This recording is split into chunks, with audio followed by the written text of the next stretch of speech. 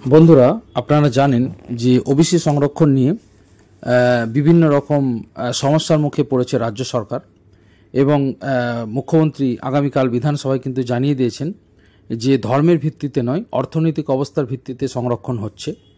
এবং বিভিন্ন পত্রপত্রিকায় এই খবরটি আজ অত্যন্ত গুরুত্ব দিয়ে ছাপানো হয়েছে। যেমন মতামত পত্রিকায় লেখা হয়েছে যে রাজ্যের ওবিসি সংরক্ষণ নিয়ে মুখ্যমন্ত্রী মমতা বন্দ্যোপাধ্যায় বিধানসভায় গুরুত্বপূর্ণ বিবৃতি দিলেন। তিনি জানিয়েছেন, হাইকোর্টের আদালতের নির্দেশে ওবিসি সংরক্ষণ 17% থেকে কমিয়ে 7% হয়ে গিয়েছিল। এখন পুনরায় তা 17%-এ ফিরে যাচ্ছে। অর্থাৎ যেমন 7% এবং 10% টোটাল 17% ছিল তাই থাকছে। মুখ্যমন্ত্রীর কথায় এই সংরক্ষণ কোনোভাবেই ধর্মের ভিত্তিতে নয়, বরং মণ্ডল কমিশনের নির্ধারিত বেঞ্চমার্ক এবং রাজ্য সরকারের নির্ধারিত সুনির্দিষ্ট সমীক্ষার উপর ভিত্তি করেই এই সিদ্ধান্ত নেওয়া হয়েছে। বিধানসভায় মমতা বন্দ্যোপাধ্যায় বলেছেন, বাম আমলে যে ওবিসি সংরক্ষণ চালু হয়েছিল তার পেছনে কোনো নির্দিষ্ট সার্ভে ছিল না, কিন্তু বর্তমান সরকার এই সংরক্ষণের জন্য সুপরিকল্পিত সমীক্ষা চালিয়েছে, যার রিপোর্ট পর্যালোচনা করে অবসরপ্রাপ্ত বিচারপতি অসীম বন্দ্যোপাধ্যায়ের নেতৃত্বে গঠিত কমিশন সুপারিশ করেছে। সেই সুপারিশ রাজ্য সরকার মেনে নিয়েছে বলে তিনি জানিয়েছেন। এই মুহূর্তে রাজ্যে যে 140টি সম্প্রদায় ওবিসি তালিকাভুক্ত হয়েছে তার মধ্যে 49টি এ ক্যাটাগরিতে এবং 91টি সম্প্রদায় বি ক্যাটাগরিতে অন্তর্ভুক্ত। আরও 50টি সমীক্ষা চলছে বলেও মুখ্যমন্ত্রী জানিয়েছেন। এবং মুখ্যমন্ত্রী মন্তব্য করেছেন, এতদিন ধরে বিভিন্ন রিক্রুটমেন্ট বোর্ডের মাধ্যমে নিয়োগ প্রক্রিয়া স্থগিত ছিল, তার কারণ ওবিসি সংরক্ষণ নিয়ে আইনি জটিলতার কারণে। এবার সেই প্রক্রিয়া আবার শুরু হবে বলেও তিনি জানান। এটা অত্যন্ত আশার খবর। তিনি বলেন, বিভিন্ন মিডিয়ায় বিভ্রান্তিকর তথ্য ছড়ানো হচ্ছে। ব্যাকওয়ার্ড ক্লাসেস কমিশনের সমীক্ষার উপর ভিত্তি করে ওবিসি চিহ্নিত করা হয়েছে। এর সঙ্গে ধর্মের কোনো সম্পর্ক নেই। আমি সমস্ত তথ্য নথি বিধানসভায় জমা দিয়েছি। আশা করি এখন বিভ্রান্তি ছড়াবে না।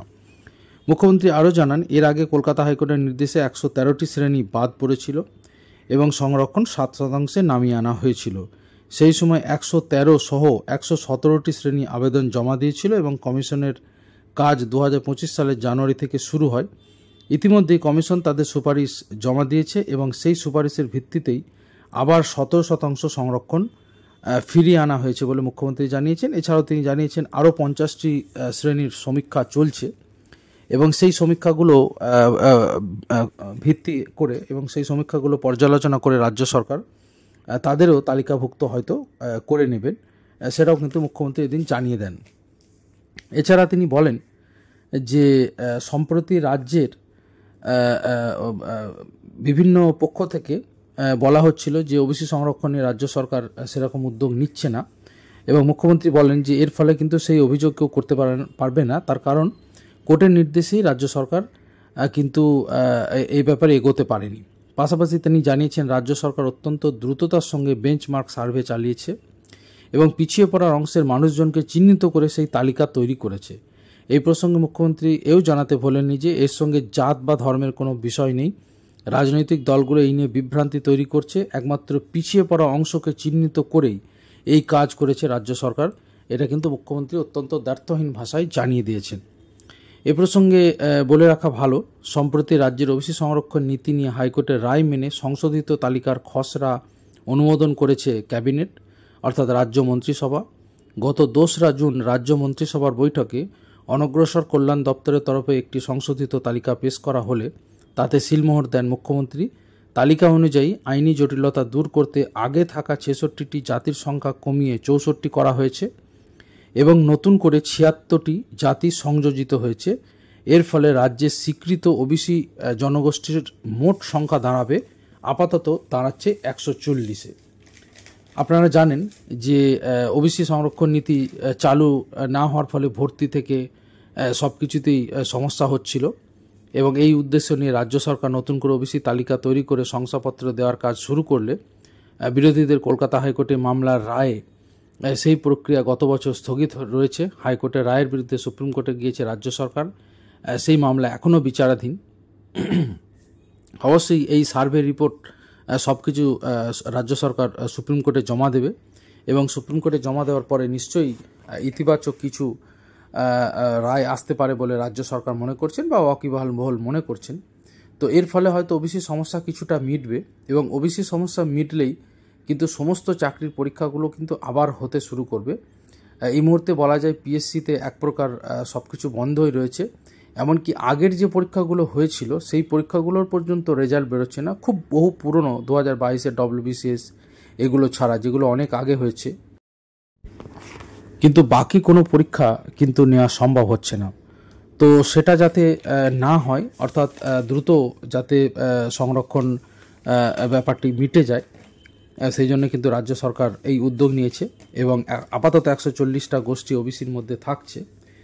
এর ফলে হয়তো ওবিসি সমস্যা মিটে যাবে বলেই কিন্তু ওয়াকিবহাল মহল মনে করছেন। এবং মুখ্যমন্ত্রী বলেছেন যে ধর্মের ভিত্তিতে সংরক্ষণ নয়, সংরক্ষণ হয়েছে একমাত্র আর্থিকভাবে পিছিয়ে পড়া শ্রেণীকে গুরুত্ব দেওয়া হয়েছে। অর্থাৎ যারা যেভাবে ওবিসি হয়, আদার ব্যাকওয়ার্ড ক্লাস হয়, অর্থাৎ যারা পিছিয়ে পড়েছেন মণ্ডল কমিশনের রিপোর্ট অনুযায়ী, তো তাদেরই শুধুমাত্র ওবিসি সংরক্ষণের আনা হয়েছে। ওবিসি সংরক্ষণ আমরা জানি পেশাভিত্তিক হয়, বিভিন্ন পেশার মানুষ যারা মোটামুটি পিছিয়ে থাকেন তবু তাদের সার্ভের ব্যাপার থাকে এবং অবশ্যই তাদের ওবিসি সার্টিফিকেট পেতে গেলে আমরা জানি ক্রিমিলেয়ার বলে একটি ব্যাপার রয়েছে, অর্থাৎ একটা নির্দিষ্ট আয়ের সার্টিফিকেট কিন্তু জমা দিতে হয়। অর্থাৎ যাদের আয় ভালো তারা ওই জাতিভুক্ত বা ওই সম্প্রদায়ভুক্ত হলেও, ওই ক্যাটেগরিভুক্ত হলেও তারা কিন্তু সার্টিফিকেট পাবেন না, যেটা কিন্তু তপশিলি জাতি উপজাতিদের ক্ষেত্রে নেই। সেখানে জাতটাই হচ্ছে দেখা হয়, অর্থাৎ তারা কোন জাতের সেটাই দেখা হয়, কিন্তু ওবিসির ক্ষেত্রে সেটা নয়। অর্থাৎ সেখানে তাদের আর্থিক অবস্থা কীরকম সেটা কিন্তু দেখা হয়।